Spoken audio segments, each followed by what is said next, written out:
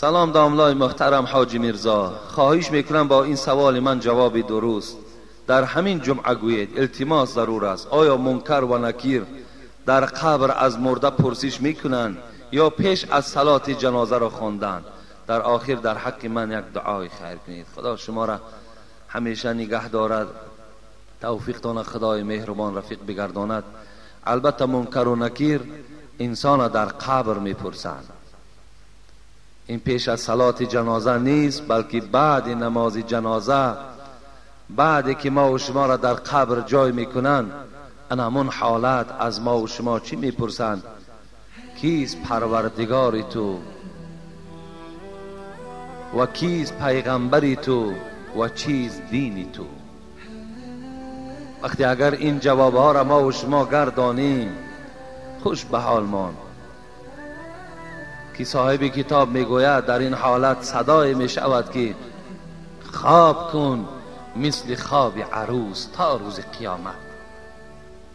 چگونه که عروس خواب میکند، کسی دلاور نمیشود که نه پدر و نه خسر و نه مادر او را از جایگاه خوابش سحر بیدار کنند. این چونین صدای میشود است که خواب کن تا روز قیامت مثل خواب عروس. این صدا را شخصی میشنود که اگر در دنیا عملهای نیک داشته باشد، اگر در دنیا اصلاح شده باشد، انشاءالله این صدا را در قبر میشنود. خوش به حال ما. اگر عمل صالح و الا عمل صالح نداشته باشیم، قسم به خدا وای به حال ما که چه حالت وزنین ما و شما را در اون قبر منتظر است. وقتی میگوید اذا كانت صالحه، وقتی یک آدم صالحه را، یک آدم خوب بالای همون تابوت که بار میکردند، پیش از آنه که در قبر داخلش کنند، ملائکه های رحمت وقتی که این بنده خوب، بنده خدا ترس که بود، جایگاهش پیش از قبر الله که نشان میدهند، بهترین باغ ها را نشان میدهند که الحال بعد داخل این قبر تو انمین وارد انمین باغ میشوی. وقتی این باغ که میدیده است، بعد از بالای تابوت به سوی همین شخصانی که تابوت میبردارن و به سوی قبر میروند چی میگفته است؟ افسوس که ما و شما گفتی حبیب خدا اگر صدای اونها را شنویم هر آینه بیهوش میشویم، صداشان نمیشنویم. میگفته است قدمونی قدمونی، تابوت بردارها را، این مرده بالای تابوت، حبیب خدا این حدیثی صحیح است، میگفته است قدمونی قدمونی، درو درو درو مرا بالای قبر برین، درو درو مرا داخل قبر برین، زیرا که من باشیشگاه خدا، زیرا که من قدمگاه خدا، من مقام خود معلقه دیدم. لیکن وقتی آدمی اگر باشد، اگر غیر گویم آدمی نادرست و بدرفتار باشد، این چی میگفته است؟ یا ویلها این تذهبون بها، داد میگفته است از بالای تابوت که ای وای به حال من، مرا کجا میبرید؟ ای وای به حال من، مرا کجا میبرید؟ این صدا را آدمی میگفته است که در دنیا از امر پروردگارش دور بوده است. از این خاطر برادر عزیز، سوال منکر و نکیر این وقتی که در داخل قبر ما و شما میدرویم، انا همون زمان از ما و شما سوال میشده است. مرده را برند سوی گور، جان مسکین نظر کند از دور. از بالای قبر جانی که 60 سال 70 سال در وجود ما بود، از بالای قبر همون جسد ما و شما را نگاه میکرده است. حضرت مولوی میگوید چی میگفته است؟ اگر جسد ناپاک باشد، اگر جسد از خدا نمی ترسیدگی باشد، با این جسد این جان چی میگفته است؟ مرده را برند سوی گور، جان مسکین نظر کند از دور. می نگوید به نفس ای بدکش، هم به من ساختی و هم بر خویش. تو کار کردی در دنیا که تو نه صحبت داملا گوش کردی و نه صحبت عالم گوش کردی و نه به قرآن تکیه کردی و نه به حدیث پیغمبر رو تکیه کردی. چنان عمرت به یک تاریکی و سیاهی گذرانیدی که الحال تهدید پروردگار است. میبینی که حال تو و حال من چی میشود؟ تهدید از طرف پروردگار است. الحال تو هم مانده میشوی، تو هم در عذاب هستی، منم از پشت تو در عذاب هستم. این که میخستی و میخفتی، زن و فرزند و مال میگفتی، بی وفا بوده است مال و جفت، نزد مولای خود چی خواهی گفت؟ تو جسد بودی که همیشه برای بهبودی اولاد و اجداد و خاند مهنت داشتی، لیکن برای آبادی قبر و قیامتت هیچ کوششی نداشتی. الحال میبینی که با تو چی معامله میشود. و از پروردگارم خواهش و دعا کردیم که روز قیامت ما را از گروه آن شخصان گردان که نامه اعمالشان به دست راستشان داده شود. ما این از پروردگار خواهش کردیم، مسئلت کردیم و همیشه با دعا هستیم که خداوند ما را از گروه آن بندگان گرداند که نامه اعمالشان به دست راستشان داده شود. زیرا ما فهمیدیم که بعد از گرفتن نامه اعمال به دست راست، ما را ملائکه ها بالای دست ها سوار میکنند و در داخل جنت گشاده میکنند. ما فهمیدیم که بعد گرفتن نامه اعمال و ینقلب الی اهله مسرورا شنیدیم، اینها را پیش حورهای جنتی برید، اینها را پیش کوشک‌ها و خیمه هایی که از همان ناز و ضیافت عبارتند، اینها را داخل کوشک‌ها و خیمه ها کنید. اینها را زمانی ما برخوردار می شویم که اگر الله ترحم کند و نامه اعمال را به دست راست دهد.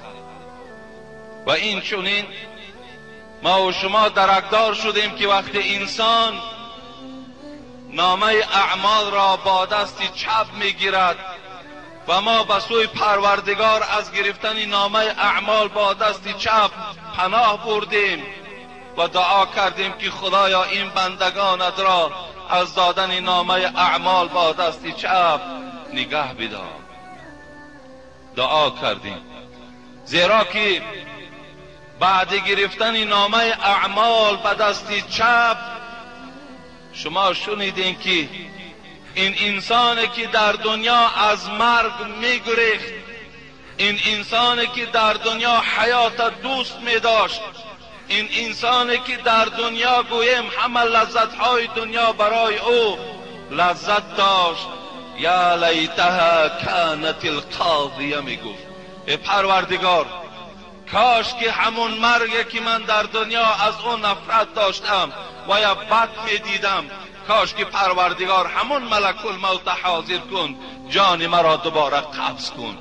زیرا وی میدانست که بعد گرفتن نامه اعمال چه دشواری ها و چه عذاب ها در روبرو می شود. و من برای شما خبر دادم که آن دشواری ها و آن مشقت هایی که بعد گرفتن نامه اعمال با دست چپ است برای شما خبر می دهم.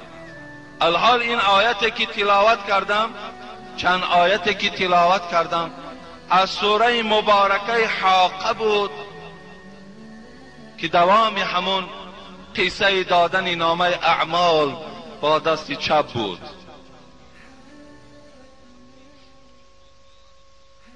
این چگونه بود؟ خذوه فغلوه ثم الجحیم صلوه. الله میگوید چه خطاب، چه دهشت، چه یک فرمان وزنینه بعد گرفتن نامه اعمال با دست چپ از طرف پروردگار صادر می شده است. می گفته است خذوه، در عرب ها خذ این امر است، لیکن خذوه هو ضمیر به سوی آدم گناهگار است، بگیرید این گناهگار را امر می شود. خذوه، گیرید این گناهگار را. کی میگیرد؟ چگونه میگیرد؟ کی میگیرد و چگونه میگیرد؟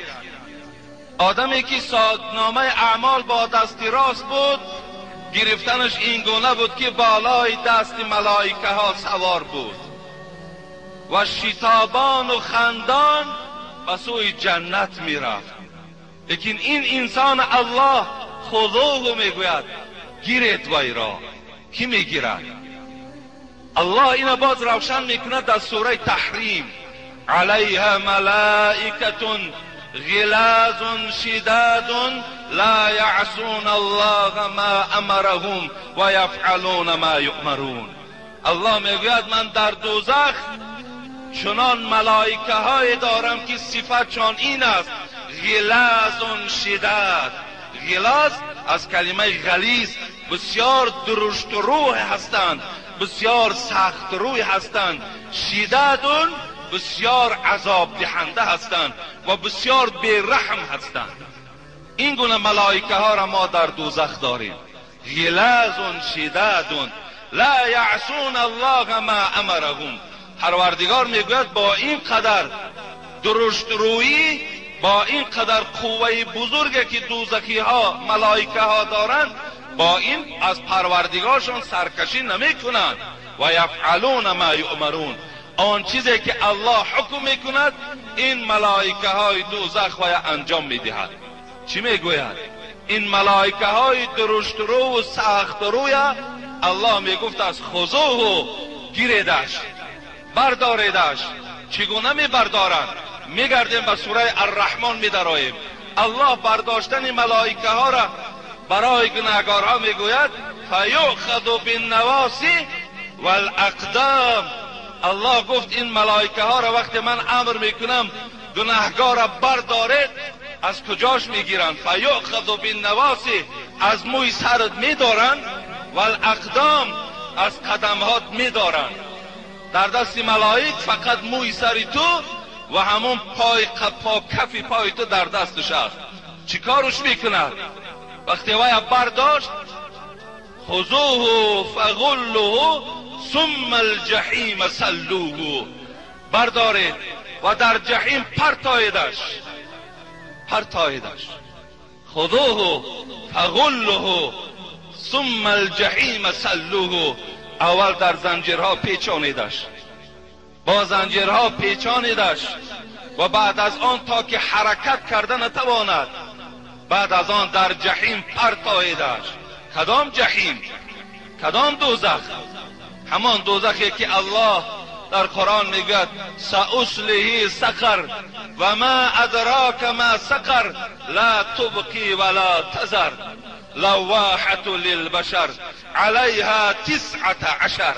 پروردگار میگوید: ای محمد صلی الله علیه و سلم، به بندگان خدا دوزخ خبر ده که دوزخ چگونه دوزخ است. امروز در زبان ما بسیار عادی رانده می شود، میگیم خیلی دوزخش میبرند، لیکن الله میگوید: و ما ادراک ما سقر. این سوال هست که از عذاب دوزخ باز خبر میدهد. با اونها خبر ده که دوزخ چیست. الله بیان کرد: لا تبقی ولا تذر. دوزخ جایی هست که از عذابش نه نجات میابی، نه در عذابش هلاک میشوی. نه از عذاب نجات یافتن است، نه در عذاب وفات کردن است، هلاک نیست. چگونه که سوره اعلا پاره 30 از قرآن میگوید: ثم لا یموت فیها ولا یحیا.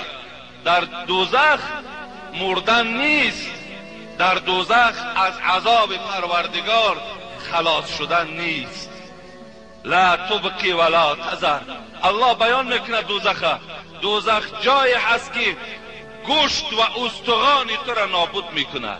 لا تبقی ولا تذر لواحة للبشر. الله میگوید دوزخ جایی هست که رنگهای شما را تغییر میدهد، رنگهای شما را به رنگ سیاه مبدل میکند. لواحة للبشر علیها 19. پروردگار گفت من در دوزخ 19 تا ملائکه دارم که فقط دوزخی ها را عذاب میکنند. 19 تا 19. 9 میشود 10. 19 تا فرشته دارم که همیشه دوزخی ها را در دوزخ عذاب میدهند. حضرت ثعلبی میگوید جای تعجبش نیست که یک فرشته که ملک الموت است جان میلیون های روی دنیا را میگیرد، پس این 19 تا ملائک قدرت دارد که تمام دوزخی ها را عذاب دهد. قدرت دارد گفتند. حضرت قتاده در تفسیرش میگه صحیح این است که این 19 ملائکه که پروردگار در قرآن ذکر میکند این سردار ملائکه های دوزخند، اینا با خود یاردمچی ها دارند، دوزخی ها را عذاب میدهند. کجا میبردهند؟ جهنم میبردهند. جهنم جایی هست که انسان گوشت و پوستش باقی نمیماند. الله در سوره نساء هم چی میگوید؟ میگوید کلما نضجت جلودهم بدلناهم جلودا غیرها لیذوقوا العذاب. این معجزه قرآن است. این آیت الله رب این چگونه زیبا بیان میکند. کلما نضجت به معنای پختن است. الله میگوید وقتی که پوست دوزخی در دوزخ میسوزد، وقتی که پوست دوزخی در دنیا در همون دوزخ میپزد، چی میشود؟ الله میگوید بدلناهم جلودا غیرها، در حال پوستش علیش میکنیم، پوستی نوش میگذاریم، لیذوقوا العذاب، تا که عذاب بچشد. اینا میگوید معجزه قرآنی است. چگونه معجزه است؟ ببینین همه وقت عذاب پوست میفهمد. پوست وقتی در بالای پوستی تو یک پشه حرکت کند، وقتی بالای پوستی تو یک مورچه روان شود، در حال تو حس میکنی تمام این رگ و پیوند با پوست ها چسبیده. اینا میگن معجزه قرآنی است که امروز علم طب هم کشف کردن که عذاب فقط پوست حس میکند. الله گو وقتی که پوستی تو میسوزد، وقتی پوستی تو میدرد، وقتی پوستی تو میپزد، بدلناهم جلودا غیرها، در حال پوستی تو را ما عوض میکنیم. با چی خاطر؟ لیذوقوا العذاب، تا که عذاب بچشی، تا که عذاب تو حس کنی. چگونه ای که در پاره 29 قرآنم سوره قیامت باز هم معجزه قرآن خدا بیان میکند که بلا قادرین علی ان نسوی بنانا، ما قادر هستیم، قدرت داریم که در روز قیامت تمام جسم تو را جمع کنیم از آنچه بنانا گفت پروردگار، حتی سر انگشت تو را جمع کنیم. امروز دیدن که سر انگشت در دنیایی که اگر انتخابات رود همون سر انگشت ها را رنگ میکنن و بعد در بالای کاغذ میگذارن، در کامپیوتر میگذارن. ببین به خاطر چی است؟ به خاطر که نوک انگشت پروردگار برای چیزی کرد، برای که آن خطهایی که در سر انگشت است در تمام دنیا اگر میلیارد آدم باشد، سرای خطایی که انگشت هستند در انگشت هستند اینا دیگرگونند. هیچ وقت از دو آدم یک خیل نیست. ببین در دنیا رنگ یک خیله هست، چهره یک زیله هست، ریش یک زیله هست، چشم ها یک خیله هست، لیکن سر انگشت یک خیله نیست. اینا میگن چی هستند؟ اینم از معجزه قرآن است. پروردگار در قرآن پوست های شما را ذکر کرد که میسوزانیم، زمانی که سوختن و پختن باز در جایش چیکار میکنیم؟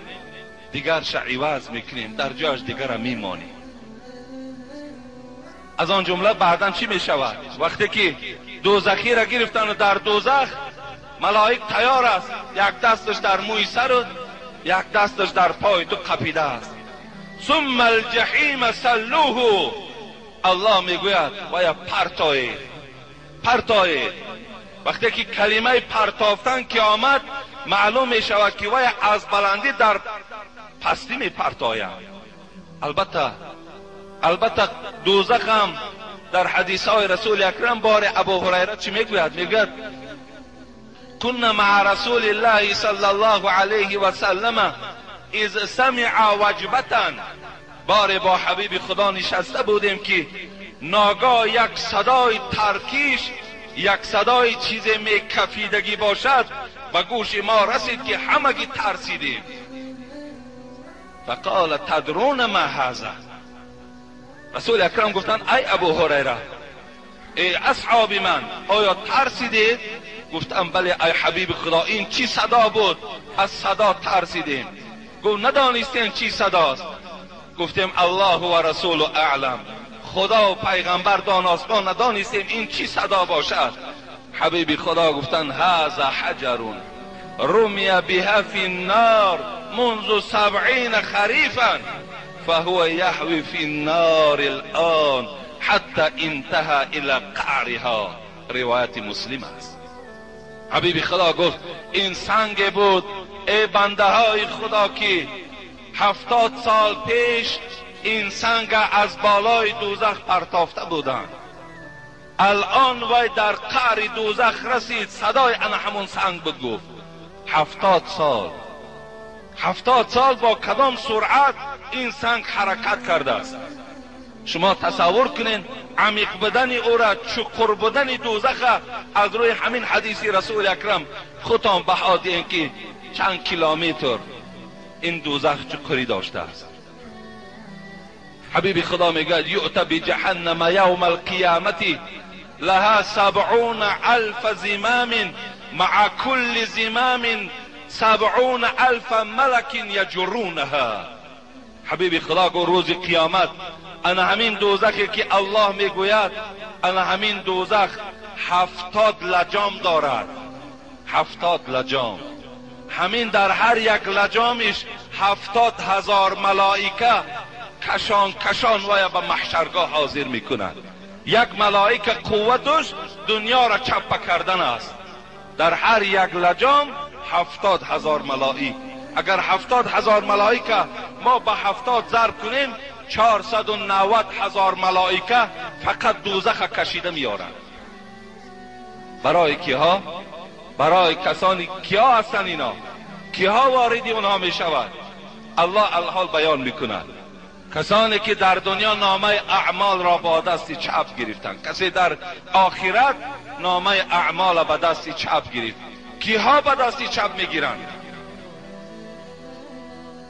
ثم في سلسلة زرعها 70 ذراعا فاسلكوه إنه كان لا يؤمن بالله العظيم ولا يحض على طعام المسكين. الله بیانشان کرد اینا کسانی هستند که در دنیا مالدار و ثروتدار بودند، حق خدا را جدا نمی کردند.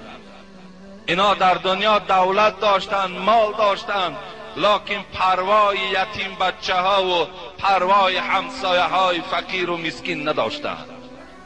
اینا در دنیا کسانی بودند که فقط این مال و ملک برای معیشت، برای سوار کردن دخترهای مردم، برای راحت، برای زینا، برای کزینا و برای گویم جایهایی که دخترهای عریان رقص میکنن برای اونها جایها ساخته بودند. اینا از طایفه انمونها هست. اینا از کسانی هستند که دوم الله بیان میکند کسانی که در دنیا ایمانی به پروردگار نداشتند. اینها مسجد یک جای خرابات می شماریدند. اینها قرآن پروردگار کتاب آسمانی حساب نمی کردند. اینها قبر و روز قیامت افسانه می دانستند. اینا کسانی بودند که در دنیا مبارزه به ضد اسلام می بردند. اینا کسانی بودند که نام مسلمان داشتند لیکن در خلوت علیه اسلام جنگ می کردند. اینا از همون طایفه است. امروز اسلام ما و شما عجیب یک رنگ گرفت. عجیب یک رنگ گرفت. در مسلمان و در مؤمن حیرت میمانی که وی مسلمان است یا مؤمن است دیگر شناختش نمی شود. چگونه که امروز دخترها و خواهرهای ما و شما لباسهای مردانه را پوشیدن که دیگر جدا کردن نمی توانیم این مرد است یا زن. امروز مسلمان ما را فهمیده نمی شود که این چگونه مسلمان است. این چگونه مسلمان است.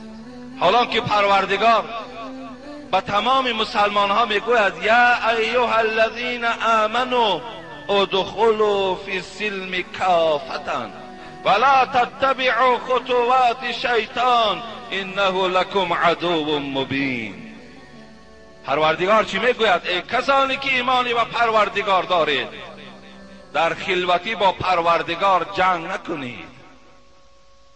در ظاهر خودتان مسلمان و مؤمن نشان میدهید، لیکن در قفا شما مثل گرگ درنده هستید. این کسانی که ایمانی به پروردگار دارید در اسلام با پررگی داخل شوید. برخی از مفسران کافر حالی از ادخلو میدانند.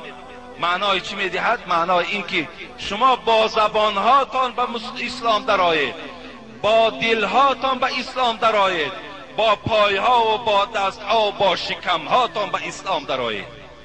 مقصد با زبان تو مسلمانی ولکن دل تو منافق است. در پهلوی برادر مسلمان 5 وقت نماز میخوانی لیکن تو فاسق هستی. این گونه مسلمانی تو لازم نیست میگویی. در اسلام تو با پررگی داخل شو. امروز مسلمان دروغگو، امروز مسلمان کینه، امروز مسلمان صاحب حسد، امروز مسلمان صاحب بخیلی، امروز مسلمان پارخور، امروز مسلمان رباخور، امروز مسلمان پدر و مادر احترام نمی کند. امروز مسلمان زبانی دشنام دارد. امروز مسلمان نام مسلمانی دارد لیکن پایش اصلا مسجد دیدگی نیست. امروز مسلمان های ما اگرچه مسجد هم که آید، اگر حلقه نشینند غیبت فقط مردم مسلمان هم میکنند. مسلمان سنگ میزنند، علیه مسلمان و مسجد مبارزه میبرند. آیا همین انسان تعجب ده نمیارد همین اسلام؟ تو چگونه مسلمانی؟ این گونه مسلمانی نیست. پروردگار صفتهای مسلمان بسیار یاد کرده است. 5 وقت نماز دارد لیکن در ماشین دخترهای مردم سوار زنا دارد. حبیب خدا لا یزنی زانی حین یزنی و هو مؤمن، میگه رو تا سیاه میکنی تو. حبیب خدا میگوید تو دروغ میگویی، تو زنا میکنی، با زمانی که خودت مؤمن میشماری. و یسرق السارق حین یسرق و هو مؤمن، پیغمبر خدا گفت نخواه مؤمن دزد باشد، وای دزدی میکند حالا که وای خودش را باز مؤمن میشمارد. و یشرب الخمر حین یشرب و هو مؤمن، عرق می برداری میخوری باز میگوی من مسلمانم. تعجب آور است. حضرت بایزید خدا رحمت و مغفرت کند یک قصه ذکر می شود در کتاب که خدا رحمت کند حضرت مولانا جلال الدین رومی را که در نظم در آورده است. عجیب است، عجیب. بود گبر در زمان بایزید، بود گبر در زمان بایزید، گفت او را یک مسلمانی سعید که چی باشد گر تو اسلام آوری تا بیابی 100 نجات و سروری. یک گبر بود میگوید در زمانهای حضرت بایزید بستامی، اولیای خدا، دوستی خدا، مجاهد در راه پروردگار. یک گبر شاید شما در مصرعهای شعری فهمین که میگن در جوانی توبه کردن نشأه پیغمبری است، گر به پیری میرسد گبر مسلمان میشود. گبر در لغت معنای آتش پرست میدهد، کسی که پیروی دین آیین زردوشت است و یک گبر میگویند. در تاریخ نفحات الانس میگوید که همین گبرها همراه مغان 5000 سال سلطنت داشتند، 5000 سال آتش پرستی کردند. 5000 سال آتش پرستی هست. آتش را در دادن گفتن همین خداست، از همون مدد طلب کردن. از این در گمراهی دیگر هست. آتشی که خودش افروخته میکند و خودش خاموشش میکند. گبر آتش پرست میگویند. 5000 سال همین گبرها و مغان سلطنت داشتند. موقع ها گفته، موقع ها این روحانی زردشتیان است. گویم آدمی که یک روحانی است، یعنی یک عالمی دین زردشت، مغان ها میگویند. مغان ها با در درجه پسترن از مبدان یا مبیدان میگویند. مبید و مبدش همون گویم که اکن دانشمندهای عالی دین زردشت، بعد مبد میگویند. گبر خلاص چی است؟ آتش پرست. یک آتش پرست بود. میگوید بود گبر در زمان بایزید، یک آتش پرست بود در زمانهای حضرت بایزید بستامی. گفت او را یک مسلمانی سعید، یک مسلمانی سعید آمد و یک مسلمانی نیمکاله دیگر آمد گفت ای آتش پرست، گفت آخر از همین آتش چی فایده است؟ اگر تو صدها سال اگر آتش افروخته کنی، با یک دم کندران افتی بسوزی.